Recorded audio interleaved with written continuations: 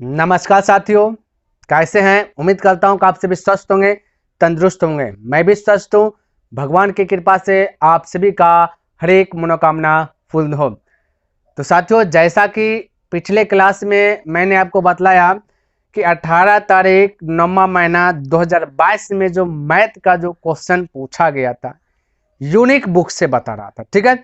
वो चीज़ हमने आपको बतलाया, लेकिन कहीं ना कहीं मैं जब उसका सिलेबस देखा तो इतना तो मुझे पता चल गया, ये जो आपका बुक यूनिक का है ना, वहाँ पे थोड़ा सा एडवांस लेवल समझिए। तो ये तो आपका डीएलएड का मैं क्लास स्टार्ट किया हूँ, तो वो डीएलएड से भी ऊपर का जो कि उसमें दिया गया था। हालांकि पूछा गया क्वेश्चन जो तो था है तो वह ये है। तो यहाँ पे वो क्वेश्चन को मैं, वो जो बुक है उसको थोड़ा देर के लिए साइड में रखा, और आज जो मैं आपका बुक स्टार्ट करूँगा वो होगा आपका चक्षु, टारगेट चक्षु। जैसे कि यहाँ पे आप देख सकते हैं, ये चक्षु का है, वो टारगेट का है, और इनमें जो भी सिलेबस दिया गया है ये परफेक्ट है और बहुत अच्छा सा लैंग्वेज में जो है कि दिया गया है, ताकि आपका माइंड में सभी चीज़ें जो कि एब्जॉर्ब हो जाए, सभी चीज़ें जो कि अच्छे प्रकार से सेट हो जाए। इसलिए भाई मैं इसको पसंद किया हूँ, इसको चूज किया हूँ। अगर आप इस बुक को अच्छे प्रकार से पढ़ लेते हैं, अच्छे प्रकार से अध्ययन कर लेते हैं, आपका जो है कि फिक्स हो जाता है। ध्यान में रखना है, क्लियर है। तो इसको पहले मैं प्रीवियस ईयर्स बता दूंगा, उसके बाद सिलेबस पे जो कि चर्चा करूंगा, ताकि कहीं पे थोड़ा सा भी जो है ना जगह ना बचे। क्लियर है। तो चलिए, तो आज जो मैं स्टार्ट कर रहा हूं, तो ये है आपका बिहार डीएलएड प्रवेश परीक्षा 2022, और परीक्षा तिथि 19 तारीख 9वां महीना 2022 प्रथम पाली, जैसा कि आप यहाँ पे देख सकते हैं। तो इसी का सॉल्यूशन पहले मैं मैथ में बताऊंगा, उसके बाद धीरे धीरे टोटल चीजों के क्लियर कर दूंगा। क्लियर है। बिंदास होकर के यहाँ पे जो कि थोड़ा सा समय दीजिए, उसके बाद आपको खुद पता चल जाएगा क्या हो सकता है क्या नहीं। ठीक है। चलिए, तो प्रश्न की बात किया जाए, है ना, तो ये प्रश्न आपका जो कि 56 नंबर से स्टार्ट दिया गया है, मैथ है ना, तो 56 नंबर से। तो देखिए मैं पढ़ता हूँ और समझने का प्रयास कीजिएगा, अच्छी प्रकार से जो कि आपके माइंड में सेट हो जाएगा, ये मेरा वादा है। ठीक है। देखिए प्रश्न कहता है कि एक बिंदु P से जो 5 सेंटीमीटर त्रिज्या वाले एक वृत्त के बिंदु O से 13 सेंटीमीटर की दूरी पर है, तो वृत्त पर स्पर्श रेखा PQ और PR का युग्म खींचा जाता है, तब चतुर्भुज PQR, है ना, PQOR का क्षेत्रफल ज्ञात कीजिए। यहाँ चतुर्भुज का क्षेत्रफल पूछ दिया गया, और क्लास 10th में अगर आपको आपका मैथ अगर स्ट्रांग है, आपको पता होगा, वहां पे सिर्फ पूछता था क्या चीज। देखिए मैं बताता, पहले फिगर ड्रॉ कर लेता हूँ, है ना। तो फिगर में दिया गया P से जो 5 सेंटीमीटर त्रिज्या, 5 सेंटीमीटर त्रिज्या एक वृत्त बना है, तो मैं कहाँ बना दूं, कहाँ बना दूं, यहाँ पे बनाता हूँ। चलिए एज्यूम कीजिए ये मैंने एक वृत्त बनाया जिसकी त्रिज्या की बात किया जाए 5 सेंटीमीटर त्रिज्या। ठीक है, ये चलिए इसको थोड़ा सा इस प्रकार से बनाता हूँ, थोड़ा सा इसके साथ खेलता हूँ। ये 5 सेंटीमीटर त्रिज्या, यहाँ भी सटा दूंगा तो कोई दिक्कत नहीं, 5 सेंटीमीटर बनेगा। अभी आपको निर्णय नहीं लेना है, आगे पढ़ते जाना है, ऑटोमेटिक फिगर तैयार हो जाएगा। बिंदु P से वो बिंदु कहाँ पे अभी पता नहीं है। कहता वृत्त के बिंदु O से 13 सेंटीमीटर की दूरी पर है। वृत्त के बिंदु O, तो वृत्त का बिंदु O यहाँ पे केंद्र पे बनेगा, और हालांकि ये बोल भी दिया गया है ना, वृत्त के बिंदु O से 13 सेंटीमीटर की दूरी पर है। तो चलिए 13 सेंटीमीटर दूर कीजिए, तो O से दूर होगा यहाँ से, तो यानी कि 13 सेंटीमीटर हमने दूर कर दिया। अभी भी आपको पता नहीं चला कि P कहाँ पे। ठीक है, आगे चल जाएगा। कहता वृत्त पर स्पर्श रेखा PQ, है ना, PQ और PR है। कहता वृत्त पर स्पर्श रेखा PQ, यानी कि यहाँ P देंगे तो यहाँ Q, और ये इधर P देंगे तो इधर PR, यानी अब पता चलेगा Q कहाँ पे है। इस प्रकार से दोनों मिक्सचर हो जाएगा। ठीक है, यहाँ तक दिक्कत, कोई दिक्कत। तब कहता है ये चीज ज्ञात कीजिए। देखिए अब फटाक से निकल जाएगा। आपने पढ़ा क्लास 8 में, क्या सॉरी 10th में, कि ये चीज नहीं रहता था, ये रहता था, तो पाइथागोरस प्रमेय लगा के बनाते। यहाँ पे थोड़ा सा एक्स्ट्रा आ गया। ठीक है, कोई दिक्कत नहीं। सबसे पहली बात आपको ये पता होना चाहिए कि यहाँ और यहाँ जब भी वृत्त पे वृत्त पे जब भी कोण बनता है वो 90 डिग्री का एंगल बनता है। तो यहाँ पे 90 डिग्री बोल सकता हूँ, यहाँ पे भी 90 डिग्री में बोल सकता है। इसमें किसी को कोई कंफ्यूज, कोई त्रुटि नहीं होना चाहिए। ठीक है, तो यहाँ से आगेगा। ठीक है, ये कहीं पे किसी को प्रॉब्लम नहीं होना चाहिए। 90 डिग्री के सामने वाले भुजा कर्ण, तो 13 हो जाएगा कर्ण। बाकी बात लंब और आधार आपस में अदला बदली होते रहता है। ठीक है, आप लंब इसको 5 को भी बना सकते हैं या फिर इसको आधार भी बोल सकते हैं, यहाँ पे कोई प्रॉब्लम वाली बात नहीं। तो चलिए, जब कर्ण है, और ध्यान में रखना, एक बात मैं और बता देता हूँ, यहाँ पे सिर्फ आंसर का बहस होता है, ये ना कि आपका सॉल्यूशन चेक करेगा कि कितना बड़ा बनाए कितना बड़ा नहीं बनाए, बस आंसर ला दीजिए, आपका जगह परफेक्ट हो जाएगा। ठीक है, चलिए तो ध्यान में रख लूँ। तो ये कर्ण हुआ, और आपको हमने बताया कि पाइथागोरस परिमेय होता है, पाइथागोरस परिमेय में होता है कर्ण का स्क्वायर बराबर लंब का स्क्वायर प्लस आधार का स्क्वायर। ठीक है, कर्ण का स्क्वायर कैसे डिनोट करते हैं भाई, हालांकि इंग्लिश पूरा फुल इंग्लिश तो एच स्क्वायर बराबर P square plus B square. ठीक है, लेकिन यहाँ पे हिंदी का ही हिंदी में इंग्लिश कर दिया, के से कर्ण कर्ण स्क्वायर, एल से लंब लंब स्क्वायर, ए से आधार आधार स्क्वायर।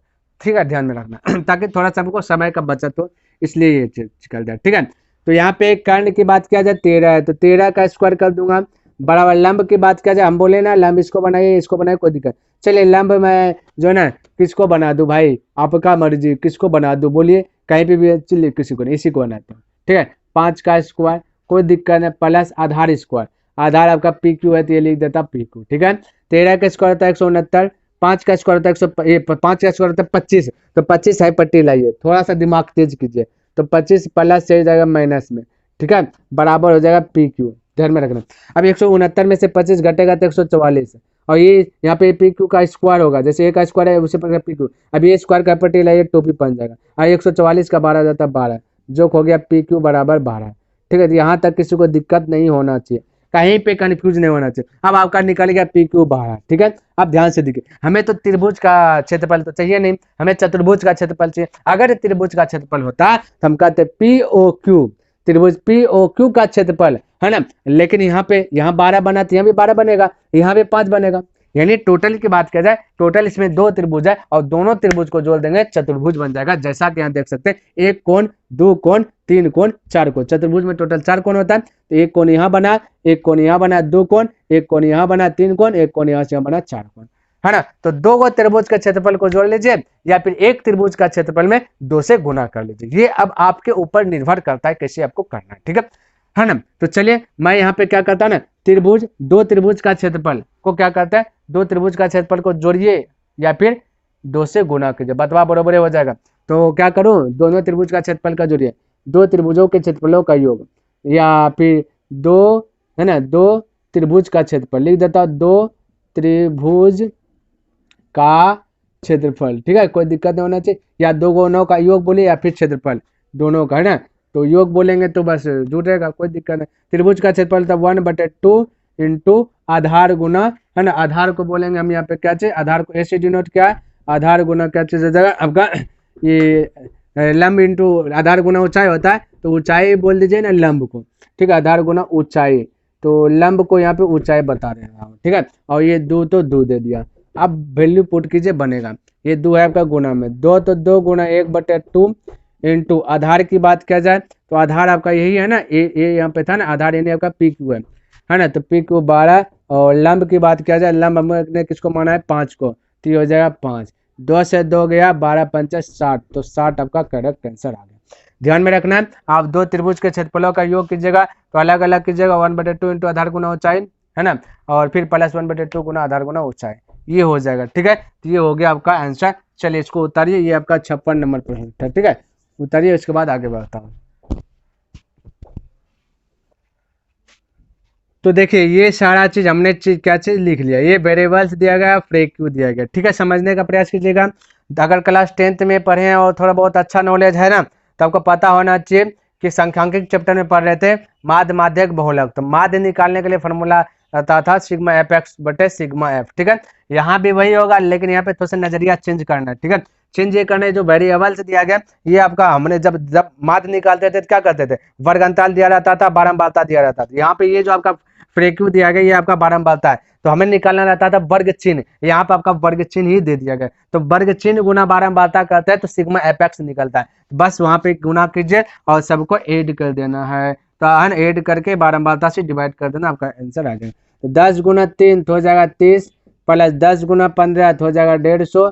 ठीक है, प्लस 25 गुना पी तो हो जाएगा 25 पी, ये 25 पी अलग कास्ट का है। ठीक है, इसको बाद में सॉल्यूशन करेंगे। 7 गुना 25 तो 25 25 छका 25 7 175 हो जाएगा, क्लियर है। और फिर 5 गुना 35 तो ये 5 5 है 25 5 3 15 2 17 ये भी 175 हो जाएगा, किसी को दिक्कत नहीं होना चाहिए। बटा 50 हो जाएगा, इन सभी को जोड़िएगा। देखिए 3 10 13 सब ऐसे जोड़िए, देखिए 7 5 12 12 3 15 15 10 25 25 50, ठीक है। अब सबको जोड़िए तो देखिए जोड़ने में भी थोड़ा सा आसान है। देखिए 150 175 और 175 75 75 150 होता है, 100 100 होता है, 200 350 और ये 150 400 500 530 हो जाएगा, ठीक है। या फिर अपना मर्जी है, जैसे जुड़िए जुड़िए 530 है ना, प्लस हो जाएगा 25p बटा 50। और एक बात, ये माध्यक है, ठीक है, माध्यम यानी माध्यक, तो माध्यक दिया गया 20.6, माध्यक का ना फॉर्मूला लगा तो 20.6 लिख लिया, ठीक है। अब ये दशमलव को डिलीट कीजिएगा तो यहाँ 0, ये 0 से ये 0 उड़ा दीजिए, कहीं पे कोई दिक्कत नहीं होगा। अब करना क्या है, 5 से इसमें गुना करना है, तो हम लिख लेता हूँ कि 530 प्लस 25p बराबर 5 से गुना 5 छक्का 30, 0 तो 3 हो जाएगा, 5 को है ना 5 10 तो 10 1030, ये 530 अपटी जाकर घट जाएगा तो 25 बचेगा, 25p बराबर 1030 में 530 घटेगा तो बचेगा 500, ठीक है। अब 500 कटा 25 से का 25 दूना 50 यानी 1 0, तो p का वैल्यू आ गया 20, जो कि यही करेक्ट आंसर आ गया, ठीक है। चलिए लिखिए, उसके बाद आगे बढ़ता हूँ।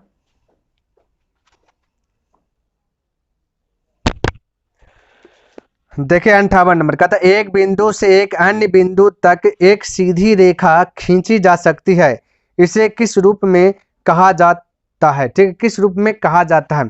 तो कहता एक बिंदु से एक अन्य बिंदु तक एक सीधी रेखा खींची जाए, कहता एक बिंदु है, ठीक है। 58 नंबर प्रश्न है, यहाँ पर 58 नंबर प्रश्न दे दिया।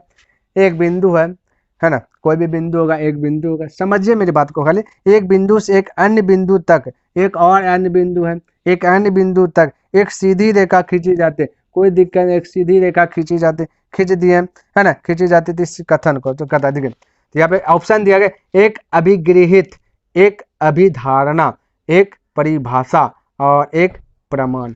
इसका राइट आंसर की बात किया जाए एक अभिधारणा हो जाएगा। 58 का राइट आंसर क्या हो जाएगा, एक अभिधारणा हो जाएगा, माइंड में जो कि ये आपको सेट कर लेना। एक अभिधारणा कैसे हुआ भाई, अब ये समझिए। अगर क्लास 9th में आप अच्छी प्रकार से पढ़े हैं, यूक्लिड नाम का एक चैप्टर है, यूक्लिड की ज्यामिति इस प्रकार, तो वहीं पे अभिधारणा 1 अभिधारणा 2 अभिधारणा 3 अभिधारणा 4 5 दिया गया है। तो वही अभिधारणा में से एक अभिधारणा में आपसे कहता है, क्या कहता है कि एक बिंदु से एक अन्य बिंदु तक जो सीधी रेखा खींची जाती है, तो वो कौन सा, तो एक अभिधारणा में, ठीक है, उसी में कहा गया है ना, एक सीधी रेखा खींची जा सकती है, ये कहा गया है किसमें, अभिधारणा में, ठीक है। वहां जा करके और सब अभिधारणा अभिगृहित सबके बारे में आप नॉलेज ग्रहण कर सकते हैं, क्लियर है। तो ये कहता है इसे किस रूप में कहा जाता है, भाई अभी एक अभिधारणा के रूप में कहा जाता है, अभिधारणा है, ठीक है। चलिए इसको भी मिटाता हूँ, इसका आंसर क्या आ जाएगा, अभिधारणा, ऑप्शन नंबर बी करेक्ट हो जाएगा, ठीक है। तो ऑप्शन नंबर बी करेक्ट हो जाएगा, ध्यान में रखना। अब 59 नंबर की बात कर लेता हूँ, ये थोड़ा सा आपको माइंड में सेट करने वाला प्रश्न है ना, बनाने वाला होगा तो बना ही देंगे। 59 में कहता है द्विघात समीकरण दिया गया, चलिए ये देखिए थोड़ा सा पॉइंट वाली बात है, पी है ना, ये द्विघात समीकरण दिया गया, P X square minus D x और प्लस आर बराबर 0 के मूलों के योग तथा मूलों का गुणनफल समान होने के लिए कौन सी शर्त उपयुक्त होगा। कहता है कि एक द्विघात समीकरण P X square minus D X plus R बराबर 0 के मूलों के योगफल तथा मूलों का गुणनफल दिया गया है, ठीक है। समान होने के लिए कौन सी शर्त उपयुक्त है, बिल्कुल घबराना नहीं, मूलों का योगफल और गुणनफल बोला समान, समान का मतलब था बराबर, बैलेंस, ठीक है। चलिए मूलों का योगफल को हम बोलते हैं अल्फा प्लस बीटा, गुणनफल को बोलते हैं अल्फा इंटू बीटा, समान का मतलब बैलेंस करें। अब अल्फा प्लस बीटा का फॉर्मूला माइनस बी बटे ए इक्वल अल्फा इंटू बीटा का फॉर्मूला सी बटे ए, यहाँ तक किसी को डाउट, अब ए से ए भी काट देंगे तो कोई डाउट नहीं होना चाहिए, तो मैं कह सकता हूँ माइनस बी बटा माइनस बी बराबर सी, ठीक है। अब देखिए माइनस बी या बी का वैल्यू क्या देगा, अच्छा पहला नंबर पे ए रहता है, दूसरा नंबर पे बी रहता है, तीसरा नंबर पे सी रहता है, तो बी की बात किया जाए तो माइनस डी दिया गया, एक्स को छोड़ के एक माइनस पहले से एक माइनस और डी आ गया, बराबर सी के स्थान पे आर है तो आर, तो माइनस माइनस हो जाएगा प्लस डी बराबर आर, और स्क्वायर पट्टी लगाया डी माइनस आर बराबर 0।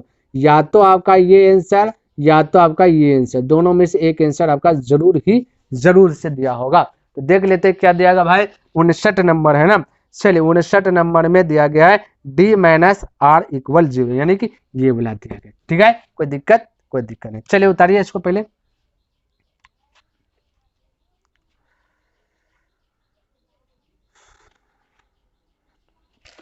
चलिए अब इसको मिटाते हैं और 60 नंबर आते हैं। ठीक है, चलिए देखिए 60 नंबर। तो 60 नंबर समझने का प्रयास कीजिएगा। कहता है कि n घात वाले किसी बहुपद में शून्यकों की अधिकतम संख्या होती है। n घात वाले किसी बहुपद में, घात बोला n, देखिए कोई भी यहाँ पे x के स्थान पे कोई भी संख्या रहेगा, 4 5 6 10 11 जो भी हो सकता है, और घात बोला n। ठीक है, क्या बोला n। तो आपसे क्या पूछा कि n घात वाले किसी बहुपद में शून्यकों की अधिकतम संख्या होती है ना। तो भाई शून्यकों की अधिकतम संख्या, तो जितना पावर होगा ना वही अधिकतम संख्या होगा, यानी n ही आंसर होगा। बोलेगा सर जी हमने नहीं समझा, कोई दिक्कत नहीं, मैं आपको समझा देता हूँ ना। देखिए समझिए अब कैसे होगा n आंसर। अगर मैं बोलूँ x पर पावर 2, तो यहाँ पे पावर 2, तो आंसर भी आएगा 2। याद कीजिए मैं बताते हुए आया हूँ कि जितना पावर अधिक होगा उतना आंसर आएगा। अगर गलती से पावर x पावर 3, अब यहाँ पे कुछ भी आ जाए 4 5 7 8 9 10 कुछ भी आ जाए कोई दिक्कत, लेकिन जितना पावर रहेगा ना अधिकतम उतना ही आंसर आता है। मेमोरी में सेट कर लीजिए।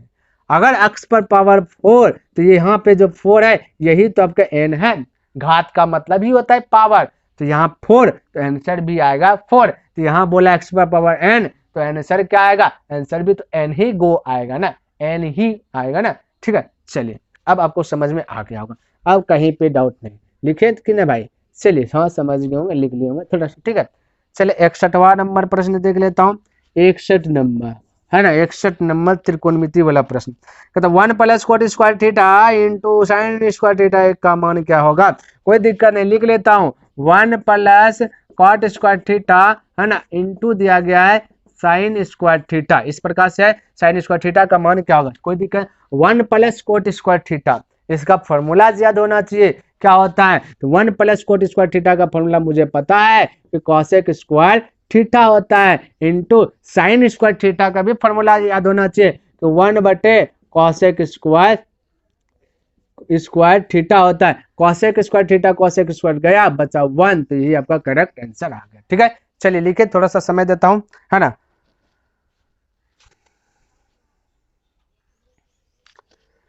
आइए अब इसको भी मिटाते हैं और 62 नंबर देख लेते हैं। ठीक है, चलिए 62 नंबर की बात किया जाए तो 62 में क्या कहता है भाई, कहता है कि समांतर रेखाएं होती है, समांतर रेखाएं होती है। चलिए समांतर रेखा, एक रेखा इस साइड एक रेखा इस साइड। अब समांतर रेखाएं तो कभी आपस में मिलेगा ही नहीं, अगर मिलेगा ही नहीं तो आंसर क्या ज्ञात करेंगे, नहीं ना कर सकते हैं, नहीं कर सकते। तो अब आंसर देखिए क्या होगा, समांतर रेखा है तो क्या बोला 63 62 है ना।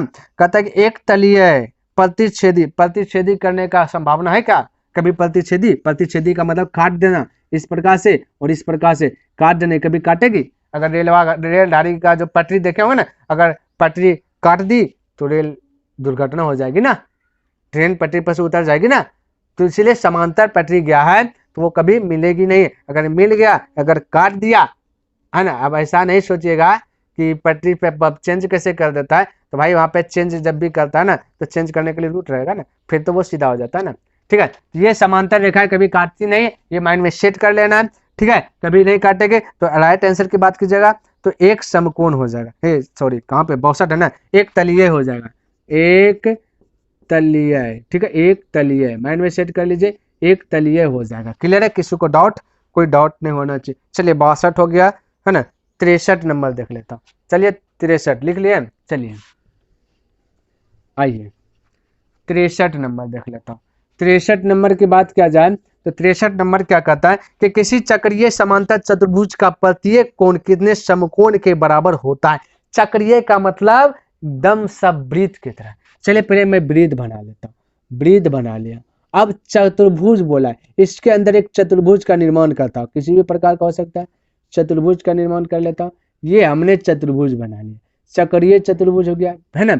अब यहाँ पे कौन कितना भाई 90, यहाँ पे कितना 90, यहाँ पे कितना 90, तो 90 डिग्री एंगल बनता है, ध्यान में रखना। और जो 90 डिग्री का एंगल बना दिया वो समकोण कहला गया। तो राइट आंसर क्या होगा, समकोण। देखिए आंसर भाई देख लीजिए पहले, एक समकोण, बहुत अच्छा, एक समकोण दिया गया, तो आपको लिख लेना एक समकोण हो जाएगा। क्लियर है, चलिए इसको भी उतारिए फटाफट।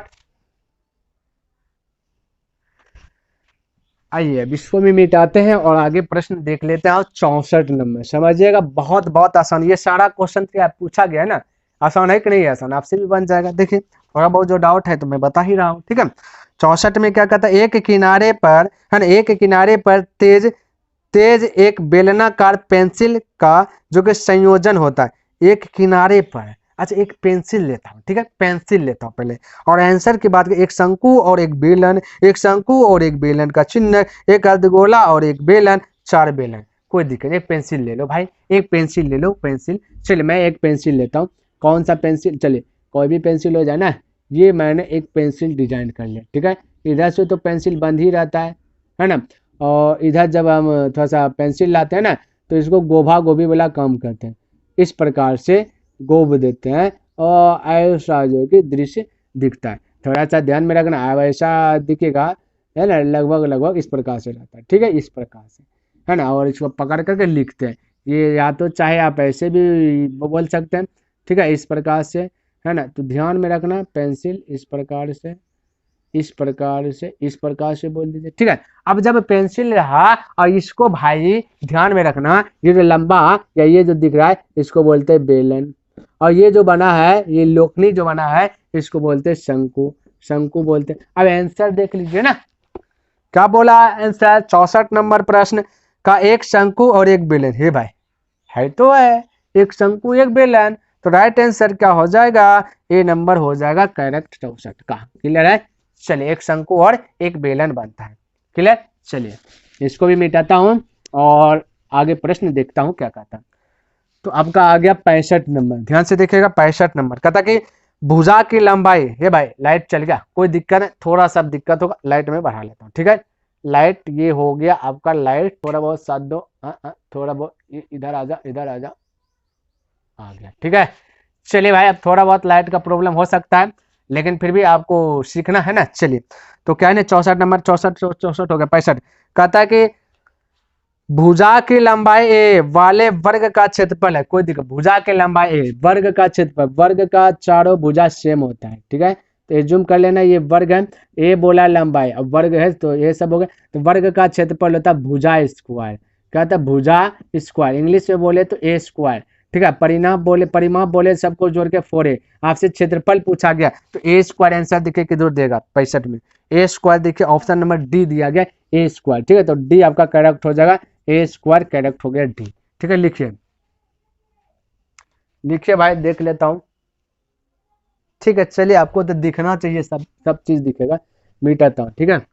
चलिए 66 नंबर, 66 नंबर समझिएगा क्या है प्रश्न में, कहता निम्नलिखित में कौन अभाज्य, ये भाई अभाज्य संख्या, तो ये सब अभाज्य संख्या की क्या परिभाषा आता है, क्या आता है, वैसी संख्याएं जो एक और स्वयं के अलावे किसी दूसरे संख्या से भाग ना लगे, उसी को तो अभाज्य संख्या कहते हैं। अब छांट लीजिए ना, ये तो छांटने वाला प्रश्न है, तो ऑप्शन दिया 15, 15 दिखे आपका जो है ना 3 से भाग लग गया तो गया बे, एक और खुद रहना चाहिए, 15 ही रहता ना, और एक रहता, इसके अलावा बीच में किसी से भाग नहीं लगता, तो ये आपका जो कि नहीं होता, और जो भाग लगता है वो भाज्य संख्या होता है, ठीक है, भाज्य।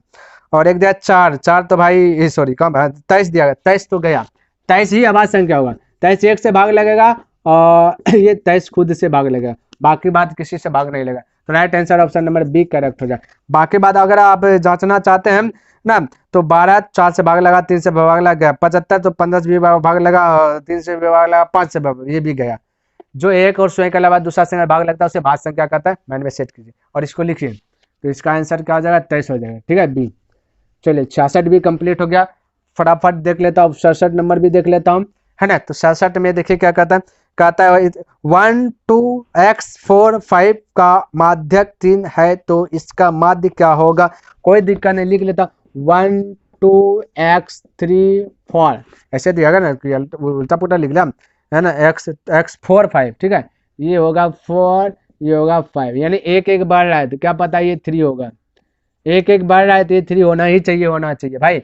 अगर नहीं बिलीव होता तो थोड़ा सा मैं लिख लेता हूँ, बना देता हूँ, क्या होगा नहीं होगा, ठीक है, क्योंकि एक ही बढ़ रहा है। तो माध्यक दिया गया 3, चलिए माध्यक दिया गया 3, माध्यक दिया गया 3, किसी को दिक्कत, कोई दिक्कत नहीं। और हमें ज्ञात क्या करना है, थोड़ा सा और लिख देता हूँ, 67 नंबर है ना, हमें ज्ञात करना माध्य, माध्य ज्ञात करना है, ये भी लिख लिया।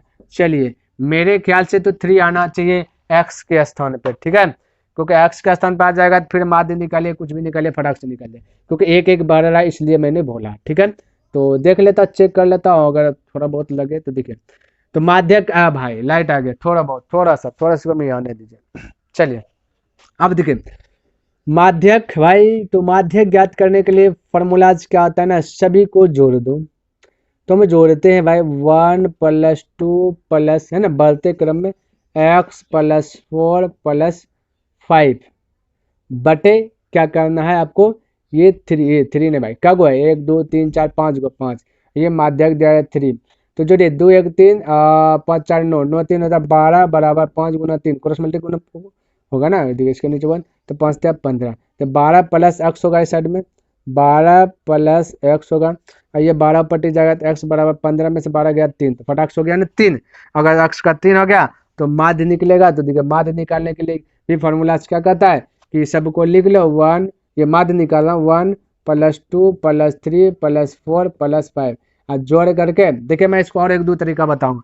कागो है 5 का 5 से भाग दे दीजिए, तो 1 2 1 3 3 3 6 4 4 10 5 15, ये 15 बटे 5 करेंगे तो आंसर हो जाएगा 3, यानी सब चीज 3 आ गया। तो एक तो तरीका ये वाला हुआ, एक तरीका डायरेक्ट वाला होता है। तो चलिए मैं डायरेक्ट वाला बताता हूँ। जब भी मैं थोड़ा सा डायरेक्ट लिख लिया ना, चलिए लिख लिया होगा, जब भी आपसे माध्यक या माध्य पूछेगा तो माध्य में तो कोई कंडीशन नहीं है, कंडीशन यह है कि अगर शॉर्ट बनाना चाहते हैं तो अंतर सेम होना चाहिए। तो एक है, एक में 2 बढ़ा, एक बढ़ा, फिर 3 हो जाएगा क्योंकि अंतर एक एक बढ़ा, ये 3 एक बढ़ा, फिर सब में एक एक का अंतर है, तब आपका ट्रिक फॉलो कर जाएगा। जब भी माध्य निकालना है तो क्या करना है 1 2 3 4 5, तो फर्स्ट लास्ट जो बच गया वही आंसर, तो ये 3 ही आपका आंसर आ जाएगा। बोलेगा ये माध्यक है। अब माध्यक निकालने के लिए क्या कहता है, बढ़ते क्रम में सजाना पड़ता है, तो इसको बढ़ते क्रम में पहले सही है, ठीक है, इसलिए आपका राइट आंसर 3 ही हो जाएगा, ठीक है। चलिए इसको लिखिए। चलिए भाई तो 67 भी हो गया। अब 68 देखिए, 68 तो और जो है कि इजी है ना। ये कहता है कि 124 और जो है कि जाए करी का 24, है ना, का मासा ज्ञात कीजिए। कोई दिक्कत है, मासा क्या होगा ये बताना है। मासा का मतलब था एचसीएफ। एचसीएफ यहाँ पे 2 तरीके से मैं बताता हूँ। एक तरीका क्या है ना, एक तरीका के 2 3 तरीके से, ढेरी तरीके से बनता है भाई। एक तरीका है कि भाग दे दीजिए, 24 से 124 में भाग दीजिए, जब शून्य आ जाएगा तो एचसीएफ कहला जाएगा। अगर जांचना चाहते हैं तो देखिए, अब 24 25 25 पंचे हो जाता है 125, तो 24 24 चौके खा जाएगा, देखिए 4 बार में खिला दे, 4 चौक 16 करी 6, 4 दूनी 8, 8 1 हो जाएगा 9। अब देखिए इसको कटाइए, है ना, 4 बार में देखिए 14 में से 6 गया 8, यहाँ बचा कितना भाई 11, 11 में 9 गया 9 2 11, ये 28 बचा, 5 बार में नहीं खाएगा भाई, ये तो 4 बार में 24 पंचे 5 बार में खाएगा, 5 बार में कोई दिक्कत नहीं, चेक करना आपको, 5 बार में खाएगा।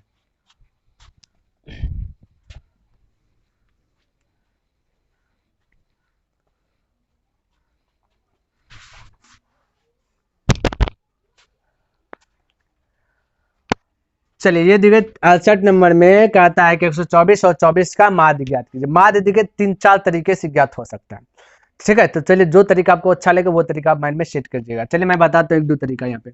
एक क्या है ना, छोटका से बड़का हम भाग देते हैं, ठीक है, ये होता है यूक्लिड विभाजन एल्गोरिथम के द्वारा इसको बनाते हैं ऐसे करके। तो 24 पंचे खाएगा 5 बार में, 5 चौके 20, 5 दूना 10, 10 2 12, 120 खाएगा, बचेगा 4, फिर इसको इधर, फिर इसको इधर 24 को, जब तक 0 नीचे ना आ जाए तब तक ऐसे करते रहते। 4 से खाएगा 4 छक 24, 4 छक 24 हो गया 0, और जो 0 देता है उसके ऊपर वाला आंसर आता है, यानी ये लड्डू आ गया आंसर इसका ऊपर, यानी 4 आंसर। एक तो ये तरीका हो गया, और तरीका तो 4 आंसर हो गया है वो अच्छे।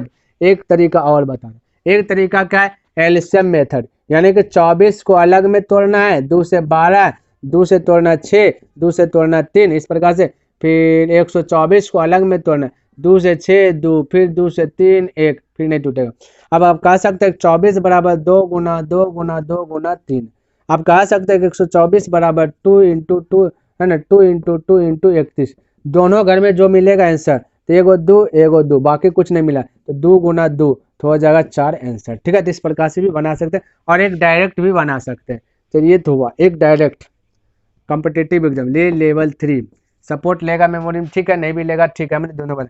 24 है कटाइएगा पहाड़ा से, देखिए मैं डायरेक्ट करता था 4 से कटाता, तो जैसे 4 से कटाएंगे तो एचसीएफ में 4 लिख लेना है। 4 छक 24, 4 से कटा 4 तिया 12, 4 का 4 हमें पता है। अब 6 और 31 नहीं कटा है, दोनों चीज कटता तब फिर कटा लेते और गुना कर लेते, तो नहीं कटा तो यही एचसीएफ हो गया। ठीक है, एचसीएफ यही कहता है हाईएस्ट कॉमन फैक्टर, सबसे हाईएस्ट जो कॉमन आ रहा है, जो हाई लेवल से जो कट रहा है वही एचसीएफ कहलाता है। ठीक है, चलिए अब इसको भी मिटाते हैं और नेक्स्ट प्रश्न 69 नंबर की बात कर लेता हूं, देखिएगा समझने का प्रयास कीजिएगा।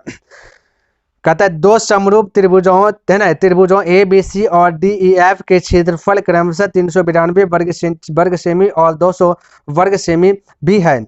तो कहता है संगत भुजाओं ए बी और डी ई का अनुपात, भुजा का अनुपात, देखिए क्षेत्रफल दिया गया।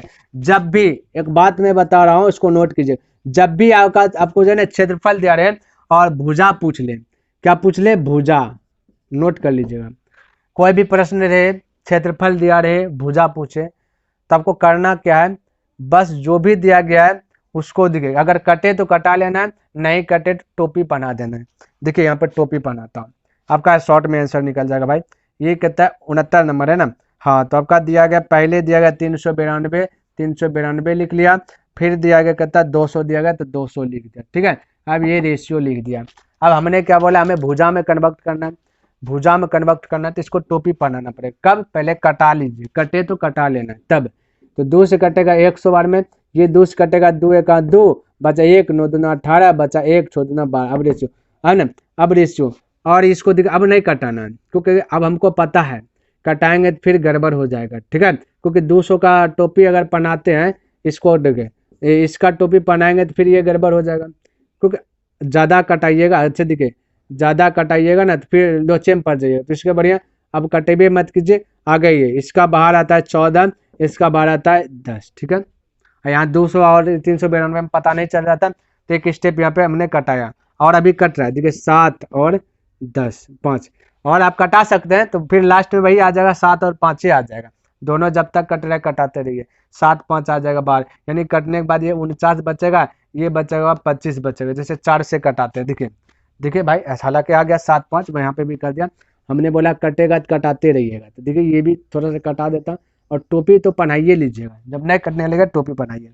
4 से कटाता हूँ, 4 से, 4 चौके 16, 4 चौक 16, बचा यहाँ पे 3 36, 4 नंबर 36, 4 से कटेगा 25, अब देखिए नहीं कट रहा है, तो अब यहाँ पे टोपी पहना दीजिएगा, है ना, टोपी पहना दीजिएगा तो भुजा में कन्वर्ट हो जाएगा। अब भुजा दिया रहेगा, क्षेत्रफल पूछे तो स्क्वायर देना है, तो ये 7 आ गया, इसका आ गया 5, क्लियर हो गया, राइट आंसर। तो इस प्रकार से आपको बना लेना है, क्लियर है। चलिए मिटाता हूँ, है ना, क्योंकि भाई कॉमन लेकर के सब चीज कट जाता है, इसलिए मैंने बोला। चलिए अब आइए 70 नंबर प्रश्न, और ये समझिए 70 नंबर क्या कहता, कहता कि बहुपद x square minus 5x plus 6 के शून्यक, है ना, शून्यक निम्नलिखित में से कौन होगा, कोई दिक्कत नहीं। बहुपद दिया गया पी एक्स बराबर दिया गया x square minus 5x plus 6 शून्यक। अच्छा यहाँ पे दिखा, अभी तुरंत हमने एक आंसर में बताया था एन आंसर आया था। ठीक है, यहाँ पे इसी से खुलासा होगा, पावर कितना 2 है तो आंसर 2 को आएगा। ठीक है, देखिए अब कैसे आता है।